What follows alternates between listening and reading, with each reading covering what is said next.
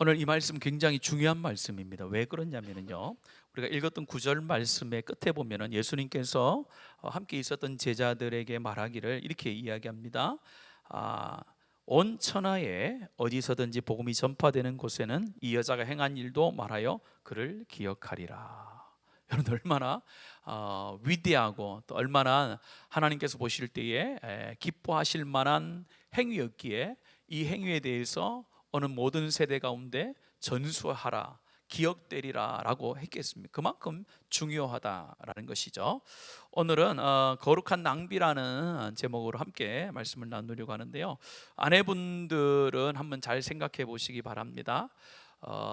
언제나 근검전략하고 아내들이 살았습니다. 그래서 남편이 아내의 생일을 맞아서 아주 고급진 레스토랑에 가서 맛있는 스테이크를 사 주었어요. 자, 그걸 사줬단 말이에요. 그게 낭비입니까? 아니면은 아름다운 소비입니까? 그렇죠. 그거를 낭비라고 생각하는 남자들은 만나면 안 되겠죠. 반대죠. 또 반대로 우리 남편들이 열심히 일을 했어요. 그래서 한 날은 날을 정해가지고 상다리가 부러지도록 반찬을 쫙 차려놓고 남편이 아주 맛있게 먹을 수 있도록 그걸 착 차려놨단 말이에요. 그걸 보면서 그냥 아무거나 먹으면 되지 웬 낭비를 하노, 이렇게 얘기하는 건 좀 이상하죠. 우리가 물질을 쓸 때에도 이게 소비하고 우리가 쓰는데도 아름다운 소비가 있고, 어떨 때는요 아름답지 못한 낭비가 있을 수 있다는 겁니다. 신학자가 이렇게 얘기했죠. 예배를 이야기할 때에 우리가 낭비에 있어서 시간의 낭비를 하는데 가장 고귀한 시간 낭비가 예배 시간이다. 어차피 시간은 흘러가고 사용되게 되어져 있는데 우리 가운데 있는 시간 중에 가장 거룩한 낭비는, 고귀한 낭비는 예배의 시간이다, 이렇게 이야기를 했거든요. 그처럼 오늘 예수님께서도 이 여인이 가지고 있었던, 오늘 말씀해 보면 나드 한 옥합이라고 이렇게 이야기합니다. 그 여인이 이제 결혼을 준비하면서 지참금식으로 준비했던 아주 고가의 나드 라는 옥합이에요. 그래서 300데나리온 정도 가치가 있는 거예요. 그러니까 1년 연봉 정도 되어지는 그런 가치 있는 그런 옥합을 예수님의 머리로부터 흘러내리게 하는 그런 사건을 오늘 기록하고 있는데요, 예수님께서 이 여인이 이렇게 한 행동을 하는 것을 보면서 이렇게 한 것이 아름다운 것이다, 좋은 것이다라고 이렇게 이야기를 하고 있습니다. 시간상 다 말씀을 못 드리겠습니다만 오늘 일어났던 시간과 장소는 어디냐면요, 베단이라는 곳이고, 오늘 여러분들이 읽었던 말씀에 보면은 3절에 보면은 나병 환자 시몬의 집이다, 이렇게 얘기합니다. 이 집이 정확하게 누구의 집인지는 잘 몰라요. 그러나 죽은 나사로의 마리아와 마르다가 살고 있던 것도 베단이라는 곳입니다. 그러니까 시몬이라는 사람과 이 마리아와 마르다 또 나사로가 굉장히 친한 사이였습니다. 그래서 요한복음 12장의 말씀에 보면은 마리아, 마르다, 나사로도 등장을 합니다. 그래서 어떤 주석학자들은 아마 이 나병 환자 시몬이라는 사람이 그들의 아버지가 아니었을까라고 그렇게 이야기도 하지만은 정확하게 알 수는 없습니다. 그러나 베단이라는 곳에서 일어난 사건인데요, 이 사건이 일어난 시점이 굉장히 중요합니다. 시점이 언제냐면요, 이제 예수님께서 오늘 이 사건 이후에 예루살렘으로 가게 됩니다. 베다니하고 예루살렘의 거리는 3km밖에 떨어져 있지 않아요. 예루살렘 동편에 보면 감람산이 있습니다. 예수님께서 마지막 기도하셨던 그 감람산을 넘어가면 있는 동네가 바로 베단이라는 곳이에요. 굉장히 가까운 거예요. 그래서 이제 마지막 유월절을 지키기 위해서 예수님께서 베다니에 있을 때에 이런 사건이 일어난 겁니다. 그러면서 이렇게 이야기를 합니다. 이 여인이 그렇게 행동한 것에 대해서 아주 좋은 행동이다라고 해요. 6절 말씀 같이 한번 읽어볼까요? 6절입니다. 시작.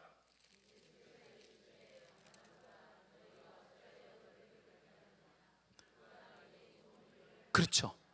말씀 6절 후반절에 보면은 그가 내게 어떤 일을 하였느니라?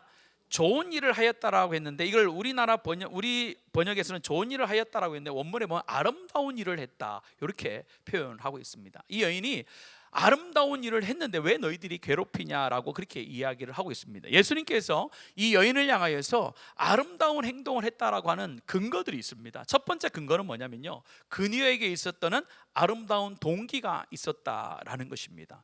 뭐가 있었다고요?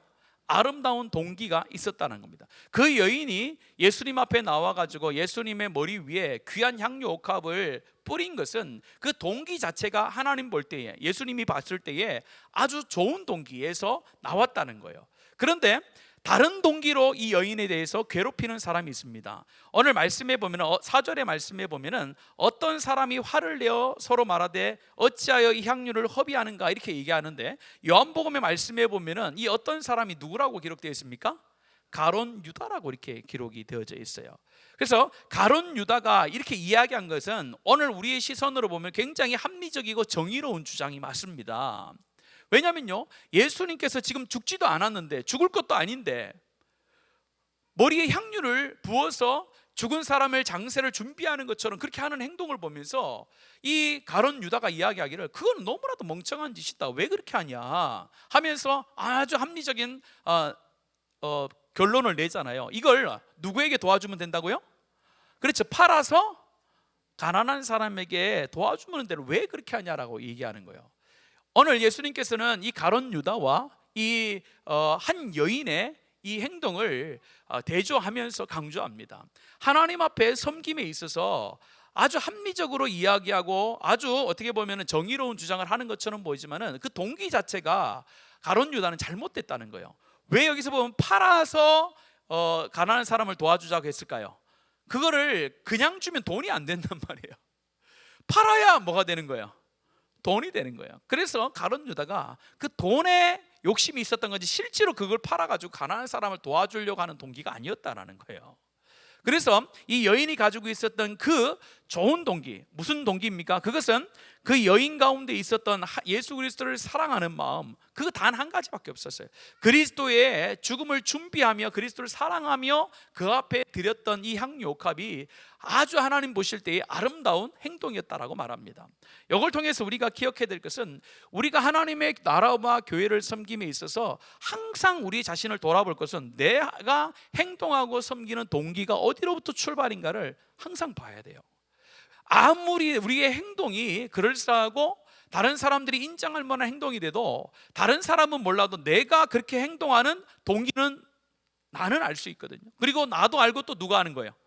하늘에 계신 하나님도 알고 있거든요. 그래서 우리가 하나님의 교회와 성도로 살아갈 때에 우리가 겉으로 보이는 삶을 살아가는 것도 중요합니다. 그러나 그런 행동이 나오기 위한 첫 단체, 첫 단추, 동기가 어디로부터 시작되는가? 그 동기는 은혜와 사랑에서 시작돼야 되는 줄로 믿습니다. 그거밖에 없어요. 목사로서 교회를 섬기는 것도 다른 목적으로 섬기는 게 아니에요. 교회를 부흥시키기 위해서 교회를 섬기는 게 아닙니다. 교회에 부흥시키기 위해서 교회가 섬기면 어떻게 되겠습니까? 모든 걸 다 교회에서 하겠죠. 부흥만 된다면 모든 걸 다 할 수, 그거는 맞지 않는다는 거예요.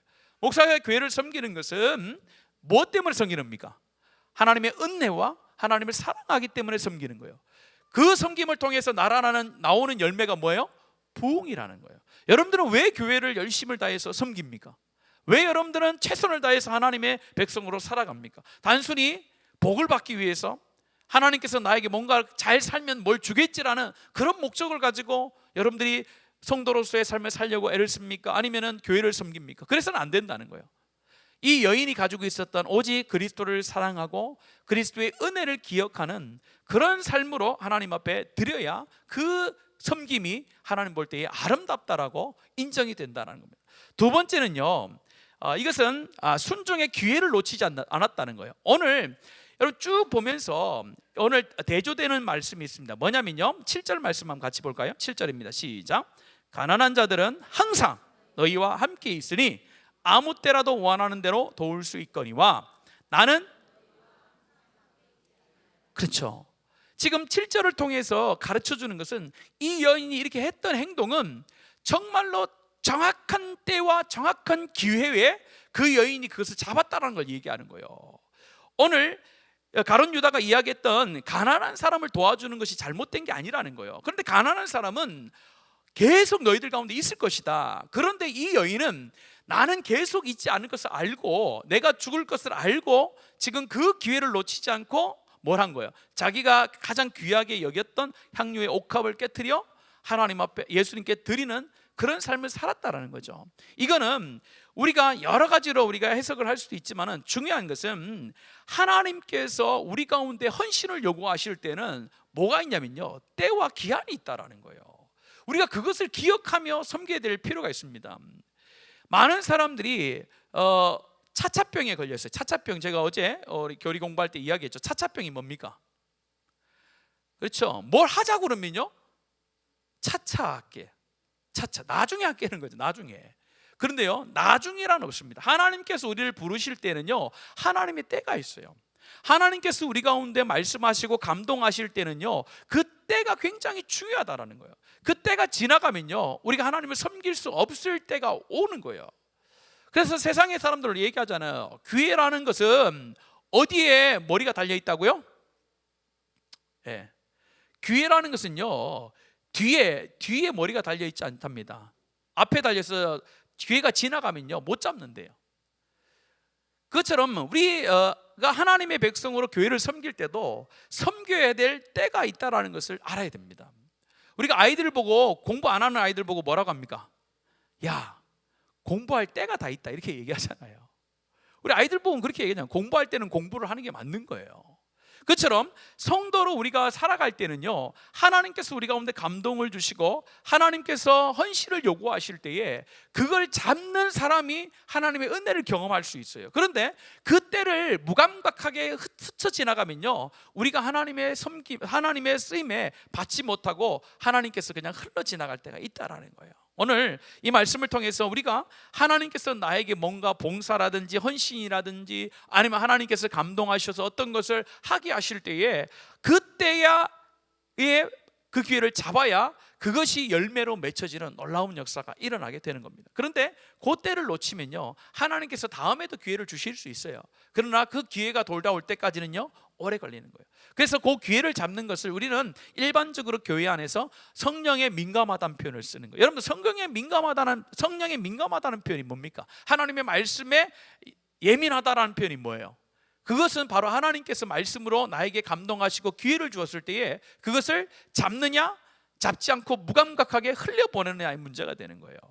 하나님의 말씀이 들려올 때 지금 나에게 하시는 말씀이구나, 지금 나에게 뭔가를 요구하고 계신구나, 그 민감함을 가지고 하나님의 말씀을 듣고 그대로 반응하며 살아가는, 이 하나님께서 나에게 뭔가를 주셨을 때 거기에 온전한 반응하며 이렇게 왔다 갔다 하는 삶을 자연스럽게 사는 것을 성령에 민감하다, 하나님의 말씀에 세밀한 음성을 듣는다, 이렇게 표현을 하는 거예요. 그래서 오늘 이 시간을 통해서 저와 여러분이 들려오는 하나님의 말씀 가운데 그것이 나에게 요구하시는 하나님의 기회의 순간임을 우리가 깨닫고 그것을 뒤로 미루거나 무시하지 않고 하나님께서 주신 기회를 잡아서 순종함을 통하여 순종의 열매와 능력을 체험하는 복된 성도들 되어지기를 축복합니다.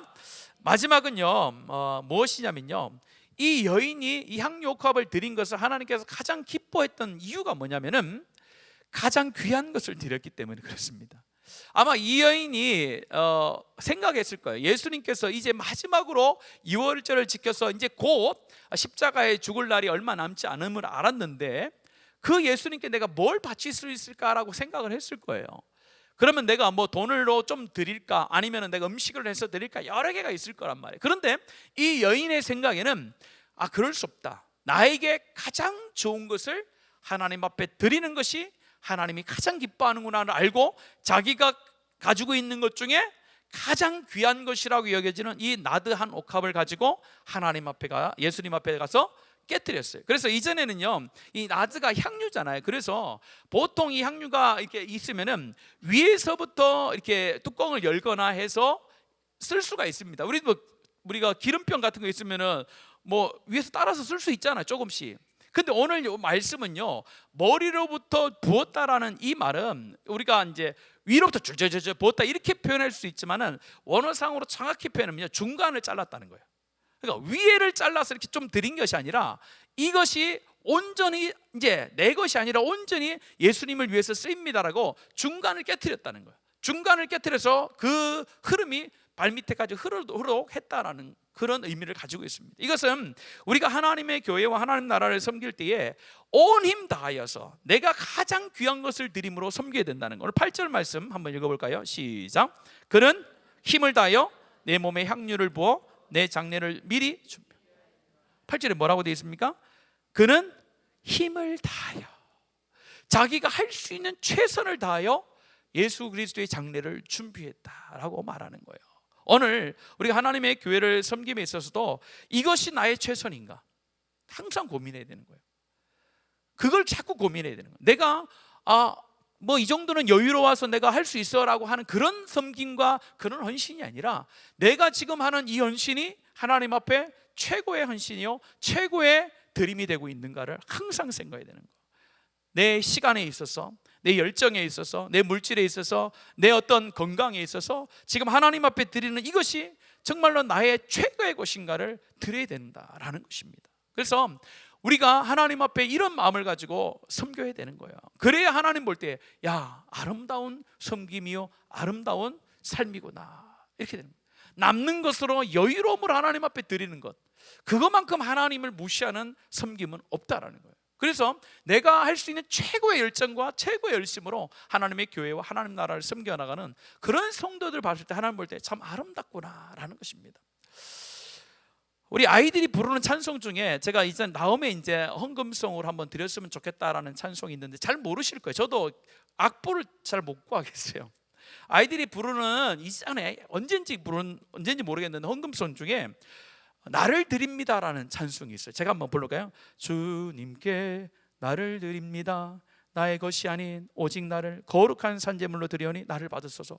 이렇게 돼 있는데 가사를 제가 처음 듣는 순간에 깜짝 놀랐습니다. 뭐라고 돼 있냐면요, 첫 가사가 주님께 나를 드립니다. 나의 것이 아닌 오직 뭐요? 나를.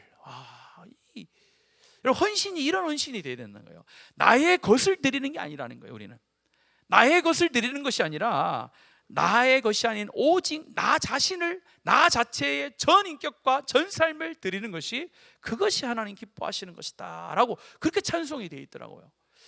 참 그 찬송을 보면서 이런 삶으로 헌신하는 것이 맞는 것 같다. 내가 가지고 있는 조금의 물질과 내가 가지고 있는 조금의 열정과 내가 가지고 있는 조금의 시간의 여유로움 하나님 앞에 드렸다고 해서 그것이 내가 하나님 앞에 모든 것을 다한 것처럼 여기는 것은 하나님 볼 때에 야, 그건 아니지 않느냐. 왜 그렇습니까? 왜 우리가 나의 것이 아닌 나를 드려야 됩니까? 이유가 있잖아요. 그 이유가 뭡니까? 예수 그리스도의 남은 것을 드리지 않았잖아요. 뭘 드렸습니까? 자신의 온몸을 드렸잖아요. 온몸을 드려서 피와 살이 찢기면서 그곳에서 죽음을 당하시고 우리의 구원을 이루셨단 말이에요. 먼저 하나님의 드림을 통해서 우리가 구원받은 자면요, 우리도 동일하게 하나님 앞에 나의 것을 드리는 것이 아니라 내 전체의 삶을 드려야 되는 줄로 믿습니다. 여러분, 그런 마음으로 우리 교회 모든 성도들이 하나님의 교회를 섬겨나간다. 그런 사회와 그런 민족이 하나님의 구원과 하나님의 능력과 역사에 쓰임받지 않겠습니까? 여러분들, 이 땅의 교회들이 점점 한번 생각해 볼 필요가 여기 있다라고 생각이 됩니다. 오늘 말씀을 통해서 세 가지를 살펴봤는데요, 과연 이 땅의 교회와 또 우리 교회와 우리 자신들이 하나님 앞에서 정말로 나에게 하나님 주신 최고의 것을 드리고 있는지, 정말로 하나님 앞에서 하나님께서 기뻐하실 만한 그런 믿음의 동기로 하나님 앞에 우리가 헌신을 하고 삶을 드리고 있는지, 하나님께서 말씀하실 때에 민감하게 반응하여 그것에 순종하며 또 하나님께서 무엇을 나에게 요구하시는가에 관심을 가지고 그런 삶을 우리가 매일매일 살아가고 있는지, 여러분, 그런 삶이 우리 가운데 이루어질 때에 우리가 살아가는 이 지역과 이 땅이 하나님의 땅이 되어진 줄로 믿습니다.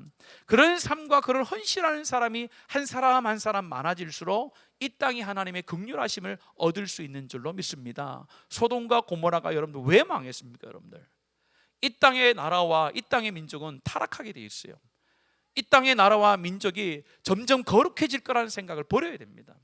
왜냐면요, 하나님이 그렇게 역사를 만드시잖아요. 이 땅의 인간들은요 악하기 때문에 항상 악한 문화를 만들어냅니다. 악한 삶을 만들어냅니다. 중요한 것은 이 세상이 얼마나 악하느냐, 거기에 우리의 관심이 있는 것이 아니라 하나님 볼 때에 정말로 온전한 헌신자인가, 의인 10명 가운데 내가 들어갈 수 있는가? 그 의인 10명을 세워나가는 교회가 되어야 이 땅에 하나님의 보호하심과 하나님의 회복하심이 있게 될 줄로 믿습니다. 여러분, 그런 마음을 가지시고 여러분 자신을 살아내시고 하나님 앞에 헌신하시고 이 나라 민족을 위해서 함께 기도하는 저와 여러분 되어지기를 축복합니다. 이 시간에는요, 우리 이 내용을 가지고 만든 찬양이 있죠. 이 찬양으로 우리 한번 우리의 삶을 하나님 앞에 다시 한번 드리는 시간 되었으면 좋겠습니다. 우리 가사 하나하나를 여러분들 기억하시고 믿음으로 고백했으면 좋겠습니다.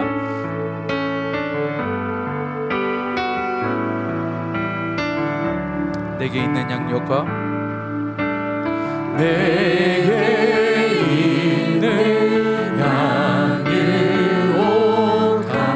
주께 가져와 그 발 위에 입 맞추고 애들이 다시 한번 고백합니다. 내게 있는 양육과 내게 있는 양육과 주께 가져와 그 발 위에 입 맞추고 깨뜨립니다. 나를 위해 험한 산길 오르신 그 발 걸음마다 크신 사랑 새겨놓았네. 내게 있는 양육과 내게 있는 양 우리 삶의 모든 것을 주님 앞에 깨어 드립니다. 그 발 위에 입 맞추고 애들입니다. 나를 위해 십자가에 나를 위해 십자가에 달리신 그 발 흘린 피로 나의 죄를 대속하셨네. 아멘. 내게 있는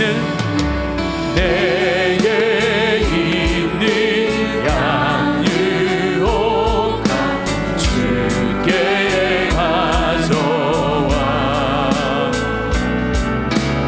그 발 위에 입 맞추고 깨뜨립니다. 아멘. 주님 다시 이 땅 위에 임하실 그때 아멘. 주의 크신 사랑으로 날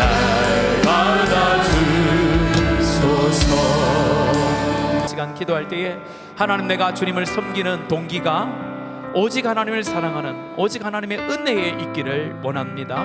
하나님, 내가 건강이 있을 때에 하나님 민감하게 하나님의 말씀에 순종을 요구할 때에 순종의 반응을 보일 수 있는 사람 되게 하옵소서.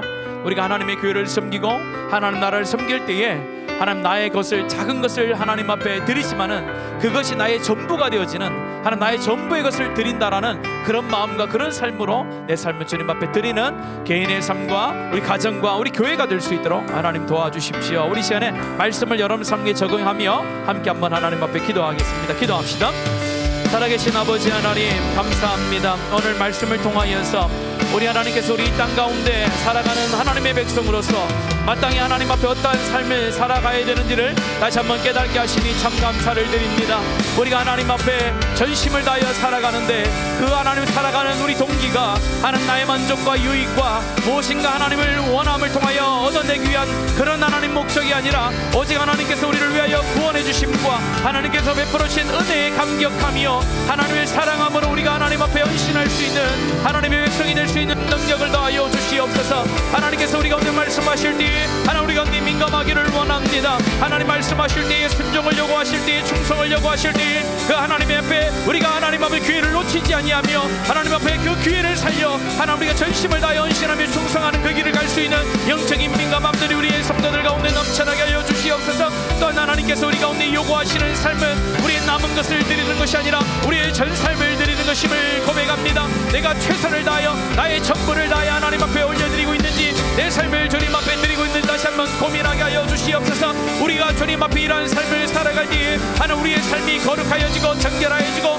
공의롭게 되어지고 정직하고 하나님 이 땅 가운데 주의 복음을 전가할 때에 하나님 그들이 하나님을 받아들이며 하나님의 앞에 나와 하나님을 만나는 놀라운 역사가 일어나게 되는 줄로 믿습니다. 하나님 믿음이 있노라고 우리가 행함이 없는 자들이 아니라 우리 믿음을 하나님 우리의 세상 사람들 가운데 보여줄 수 있는 이런 하나님 아버지 앞에서 한나도 감을 깨뜨린 이 여인과 같은 하나님 앞에 우리의 전 삶을 드리는 그런 삶이 우리 가운데 일어나게 하여 주시옵소서. 하나님 우리 모든 성도들이 이런 삶을 통하여 하나님을 만나며 하나님을 경험하며 하나님의 임재 속에서 하루하루를 살아낼 수 있는 복된 은혜를 더하여 주시옵소서. 우리 하나님께서 우리 가운데 삶을 요구하실 때에 마땅히 하나님 앞에 드려야